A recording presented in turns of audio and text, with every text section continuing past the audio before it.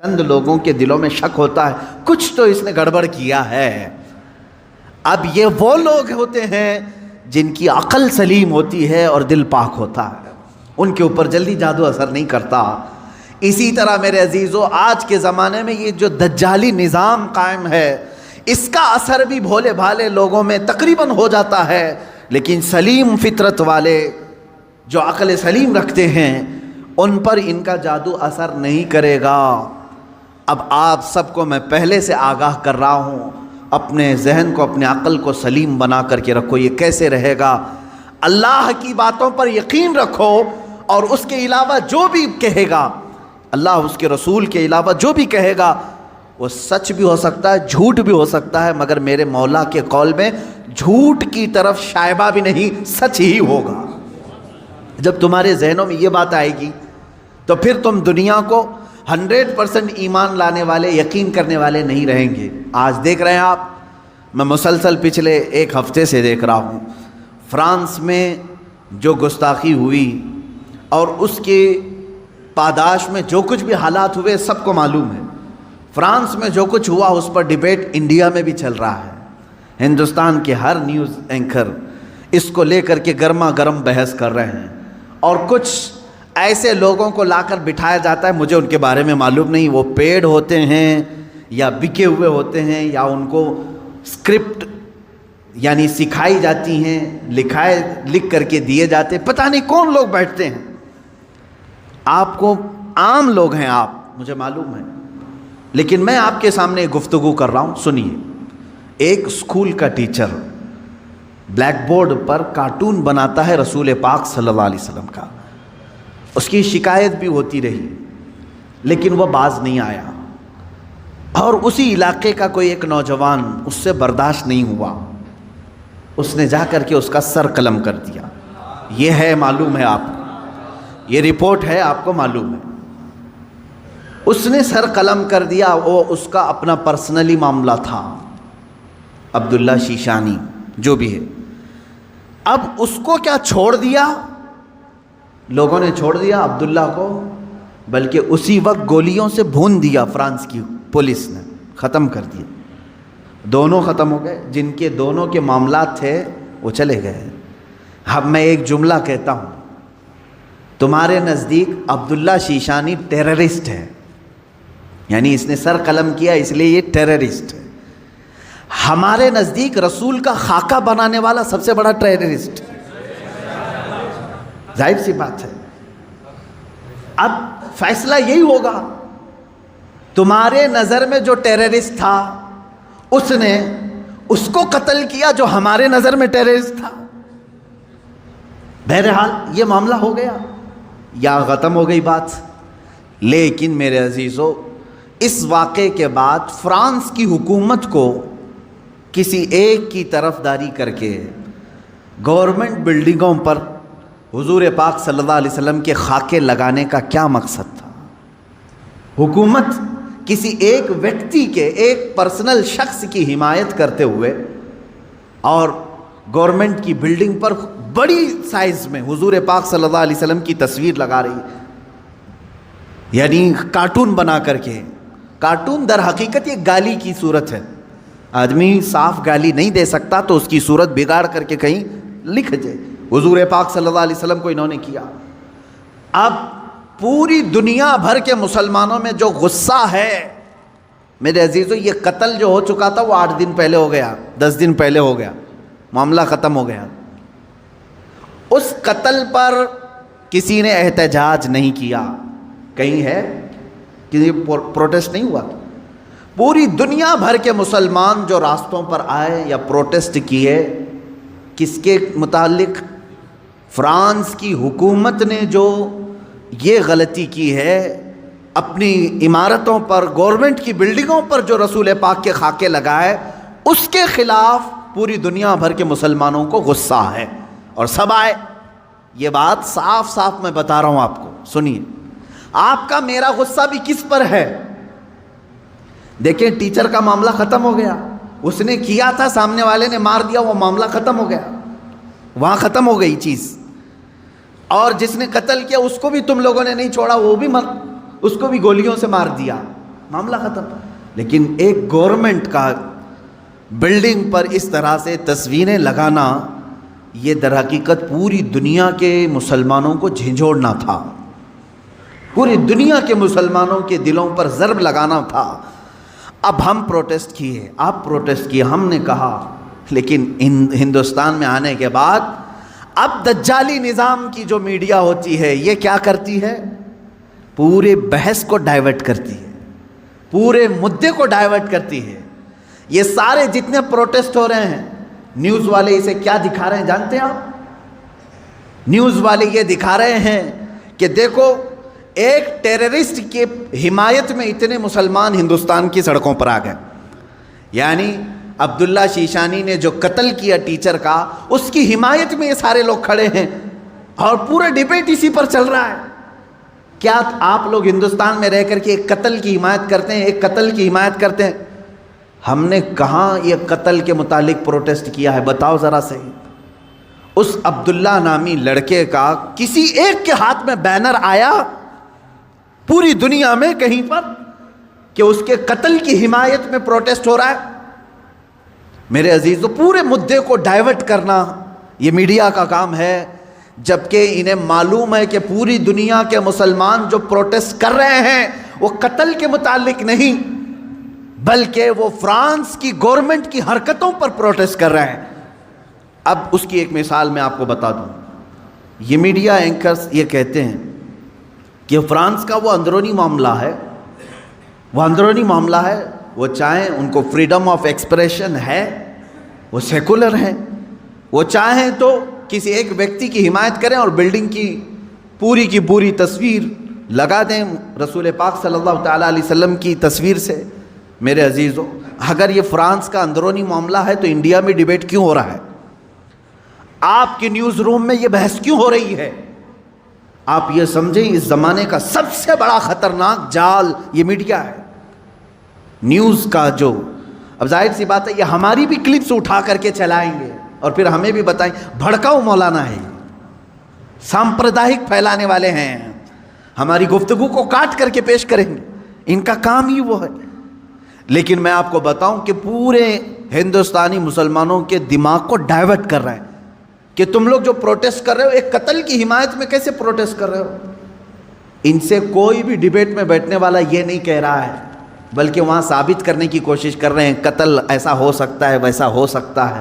میرے عزیز، یہاں کہنا تو یہ چاہیے تھا قتل ہوا اور اس کے مقابل میں جس نے قتل کیا اس کا بھی قتل ہو گیا. ہم اس مدے پر بات نہیں کر رہے ہیں، ہم تو گورنمنٹ کے خلاف بات کر رہے ہیں جو فرانس کی حکومت نے اپنی عمارتوں پر میرے آقا کی تصویر کشی کی ہے، ہم اس کے خلاف کھڑے ہیں. اب مجھے ایک بات بتائیں، کیا کسی ایک شخص کے کچھ ایسا قتل کرنے کی بنیاد پر پوری دنیا بھر کے 180 کروڑ مسلمانوں کے نبی کی توہین کرنا جائز ہو سکتا ہے؟ جائز ہو سکتا ہے؟ مجھے یہ بتاؤ کہ اگر کسی ایک ہندو نے ٹیرر اٹیک کیا کسی پر تو کیا کروڑوں ہندوؤں کے بھگوان کی تصویر لگا کر کے اس کی مذمت کی جا سکتی ہے؟ ہم اس کے قائل نہیں. ایک ہندو نے اگر ٹیرر اٹیک کیا کسی پر تو کروڑوں ہندوؤں کے رام کرشن کی تصویر کشی کرنا اس کی اجازت نہیں دیتے ہم. سارے مذہب کے جو دیوی دیوتا ہیں ہم ان کو کرٹیسائز کہاں کر رہے ہیں؟ عزیزان گرامی وقار، یہ اسلام ہے جو انصاف سکھاتا ہے. اگر کسی ایک کے ساتھ کچھ معاملہ ہوا ہے تو اس کے پورے گھر کو لے کر کے نہ گرفتار کرو، اس کے پورے دین پر انگلی نہ اٹھاؤ. آج یہی دنیا میں ہو رہا ہے اور پوری دنیا میں. مجھے تو یہ سمجھ میں نہیں آتا ان پر کیس کیوں نہیں ہوتا، یہ میڈیا اینکرز پر. یہ سیدھے یہ جملہ بار بار کہتے ہیں اسلامک آتنکواد نے حملہ کیا، اسلامک آتنکواد نے حملہ کیا. جانتے ہیں آپ کبھی ان لوگوں نے نیوزی لینڈ میں ہونے والے اس حملے کو عیسائی آتنکوادی کہا تھا جو ایک ظالم وحشی نے بندوق سے 60-70 مسلمانوں کو جو نماز میں تھے قتل کر دیا، شوٹ کر دیا؟ کیا آپ کو نہیں معلوم اس وقت یہ میڈیا والوں نے کیا عیسائی آتنکواد کہا تھا، کرسچن ٹیررزم کہا تھا؟ کیا ہندوؤں میں سے کوئی ایسے اٹیک نہیں کیا آج تک؟ میرے عزیزو، یہاں ہندوستان میں تو تاریخ بھری پڑی ہوئی ہے. عبداللہ شیشانی جو تھا اس کو برداشت نہیں ہوا، اس نے سامنے والے پر حملہ کر دیا. کس لیے؟ اس لیے کہ اس کے نبی کی توہین تم سامنے کر رہے تھے. نبی تو بہت دور کی بات ہے میرے سے. یہاں حالات انسان کے ایسے ہیں، ہمارے ماں باپ پر بھی اگر کوئی گالی گلوچ کرتا ہے تو ہم خاموش کہاں بیٹھتے ہیں؟ کوئی خاموش بیٹھتا ہے؟ اٹھاتا ہے، مارتا ہے. تو انسان کی یہ فطرت ہے. لیکن اس سے بڑی آتنکوادی میں یہاں تمہیں بتاؤں جو موب لنچنگ کی شکل میں چل رہی ہے، اس کو کوئی آتنکوادی نہیں کہتا. ایک تبریز کو پکڑ کر کے سارے یہ سنگھی جو اصل بھنگی ہیں سب مارتے ہیں اور قتل کر ڈالتے ہیں. ان کو کوئی میڈیا کا نیوز اینکر ٹیرر اٹیک نہیں کہتا. مر گیا بیچارہ، بیوہ ہے اس کی. آج کس بنیاد پر مارا تھا اس کو؟ کس بنیاد پر؟ کیا اس تبریز نے کبھی ہندوؤں کے دیوی دیوتاؤں کی تصویر کشی کی تھی یا کسی دین کی مذمت کی تھی؟ نہیں، فقط تم چند لوگوں نے مل کر کے اس کو مسلمان سمجھ کر کے قتل کر دیا، مار ڈالا. پہلو خان اس سے پہلے کے یہ قتل ہیں، اور آپ کو اس سے پہلے کی بھی واقعات معلوم ہے. 5-6 سال میں کیا چل رہا ہے. کسی کے گھر میں گھسے یہ آتنکوادی، اس کے گھر میں گائے کا گوشت ہے، اس کی وجہ سے اسے قتل کر دیا. یہ کیسے تمہاری فریڈم ایکسپریشن ہے؟ یہاں تو تمہیں کھانے کی آزادی نہیں ہے، فرانس کی حمایت میں بولنے کے لیے بیٹھے ہوئے ہیں. ان کے پاس منہ کیسے ہے؟ یہ میڈیا جو آج کہہ رہی ہے، کیا فرانس کو اتنی آزادی نہیں ہے کہ وہ کسی کی تصویر نکالے؟ میں کہتا ہوں تم پہلے اپنی آزادی کو دیکھ لو، پہلے اپنی آزادی کو دیکھ لو. آج سے تقریباً 15 سال پہلے ایک بوڑھے شخص کو ہندوستان سے نکال باہر کیا تھا تم نے بھی، M.F. حسین کو. معلوم ہوگا اس نے کچھ دیوی دیوتاؤں کی تصویر نکالی تھی، وہ بھی 90 کی دہائی میں، 92 میں یا 93 میں. اس کو 10-12 سال کے بعد اٹھا کر کے جلا وطن کر دیا. وہ قطر میں جا کر کے ختم ہوا. یہاں تم برداشت نہیں کر پاتے اور فرانس کے متعلق ڈیبیٹ کرنے بیٹھے ہوئے ہیں کہ مسلمان کیوں نہیں برداشت کر رہے ہیں، کیوں اتنے بھاؤک ہو جاتے ہیں. ان کے نبی کے بارے میں اگر کوئی کہتا ہے تو اتنی زیادہ بھاؤک نہیں ہونی چاہیے. میرے عزیز، تمہیں معلوم نہیں تم اپنے دیوی دیوتاؤں سے کیسی محبت کرتے ہو، یہ ہمیں معلوم نہیں، لیکن ہم اپنے نبی سے اپنی جان سے زیادہ محبت کرتے ہیں. تم قتل کر لو، تم ٹکڑے کر لو، ہمارے بہت سارے ٹکڑے ہو چکے ہیں. آج ہم ان کے متعلق کھڑے بھی نہیں ہو پا رہے ہیں. شام جل گیا ہے، یمن برباد ہو گیا ہے، عراق تباہ ہو گیا ہے. کون ہے دنیا میں جو پروٹیسٹ کرتے ہوئے آگے آ رہا ہے؟ کون ہے؟ اس لیے کہ ہم اپنے ٹکڑے تو برداشت کرتے ہیں، نبی کی شان میں ادنا توہین برداشت نہیں کر سکتے.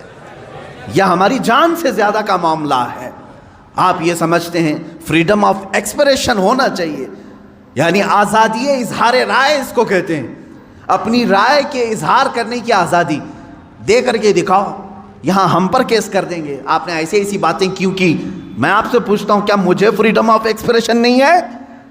فریڈم آف سپیچ نہیں ہے؟ ہمیں گفتگو کرنے کی ہمارے پاس یہاں پر کسی کو آزادی نہیں. کتنے تو رپورٹروں کو ان لوگوں نے جیل میں بھیج دیا ہے حق بات بتانے کی وجہ سے. ابھی کل یا پرسوں ایک کتے کو گرفتار کیا ہے تو پوری کی پورے لوگ راستوں پر کھڑے ہو گئے. نہیں، یہ فریڈم آف ایکسپریشن کے خلاف ہے. اس لیے کہ ہمارا پالا ہوا تھا، تم نے کیسے پکڑ لیا؟ ہمارا پالا ہوا تھا. اصل میں بات یہ ہے کہ ایک اسٹیٹ کی میونسپلٹی نے یا پولیس نے یہ سمجھا کہ آوارہ کتا ہے اور گرفتار کر لیا. ہوا ایسی ہی، ادھر ادھر پھرنے والے کتوں کو میونسپلٹی گرفتار کرتی ہے، لیکن شاید میونسپلٹی کو معلوم نہیں تھا اس کے گلے میں پٹا تھا کسی کا، وہ پالا ہوا تھا. اس کی وجہ سے اب مالک راستے پر آ گئے کہ ہمارا کتا گرفتار ہو گیا ہے. لیکن میرے عزیزو، یہ ڈبل رول آپ کو معلوم نہیں. آپ ایک دوسرے اسٹیٹ میں جائیں، تحقیق کریں، آپ کو معلوم ہوگا صرف 4 سال کے اندر 10 یا 12 ایسے نیوز اینکر ہیں جنہوں نے صحیح بات بتائی تو ان پر کیس ٹھوک دیا اور انہیں اندر بھیج دیا ہے. وہاں کہاں ہے فریڈم آف ایکسپریشن؟ یہ جو دنیا میں چل رہا ہے اس جال کو سمجھو، یہ دجال کے آنے سے پہلے کا جال ہے. آپ سے صرف اور صرف میں ایک ہی گزارش کروں گا، اور میری بات سننے والوں سے میری اپیل ہے، ایک اپیل ہے کہ آج اللہ رب العزت نے تمہیں عقل سلیم عطا کیا ہے، جو کچھ یہ جادو دکھا رہے ہیں اس پر 1% بھی یقین مت کرنا، یقین مت کرنا۔ اس جال سے اپنے آپ کو باہر کر لو، جو ٹی آر پی کے چکر میں پورے گھوٹالے کر رہے ہیں ان سے تم باز آ جاؤ، نکل جاؤ۔ دنیا کی خبریں دیکھنے کے لیے آپ کو صرف اور صرف ان کی بکواس دیکھنا ضروری نہیں ہے۔ اب دنیا گلوبل ولیج کی شکل اختیار کر چکی ہے، ادھر نظر ہٹاؤ ادھر نظر ہٹاؤ سب تمہیں دکھ جائے گا، لیکن ان دجالی نظام کے پیروکاروں کے پیچھے نہ جائیں، یہ میری آج کی یہی گزارش ہے، ورنہ جادو تم پر بھی اثر کرے گا اور تم بھی وہی بولی بولو گے، تم بھی وہی بولی بولو گے۔ 4-5 سال کے اندر ان لوگوں نے ایسا ہی فیلڈ بھی بنائی، جو پہلے کٹر دشمن تھے وہ آج کٹر حامی بن گئے، ان کے جے جے کار کرنے لگے، یہ بھی آپ نے دیکھا ہوگا۔ تو میڈیا کا اثر دماغوں پر آنے نہ پائے، اس بات کی میں اپیل کروں گا، اس لیے کہ دجال کے آنے سے پہلے جو علامات بتائی گئی اس میں سب سے بڑی علامت یہ ہے، حق کو باطل بنا کے پیش کیا جائے گا اور باطل کو حق بنا کر پیش کیا جائے گا۔ جیسے فلسطین کو بھی دیکھ لیں، فلسطین ایک چھوٹا سا ملک، یہ فرسٹ ورلڈ وار میں مسلمانوں کی آبادی پوری 4000 یہودیوں کو رہنے کے لیے شرن دیا گیا، شرن کہتے ہیں نا، پناہ دی گئی 4000 یہودیوں۔ اب یہ ان کی ہجرت شروع ہوئی 4000 سے، فلسطین جانے لگے لاکھوں کی تعداد میں پہنچ گئے۔ 1948 کے زمانے میں 1947 جو ہماری آزادی کا سال ہے، اسی کے دوسرے سال اسرائیل میں وہ جو 4000 آئے تھے اب لاکھوں کی تعداد میں جمع ہوئے، انہوں نے اعلان کر دیا کہ یہ فلسطین نہیں ہے، یہ اسرائیل ہے، یہ ہمارا ملک ہے، ہمارے باپ داداؤں کا ملک ہے، پہلے سے ہم یہیں آباد تھے۔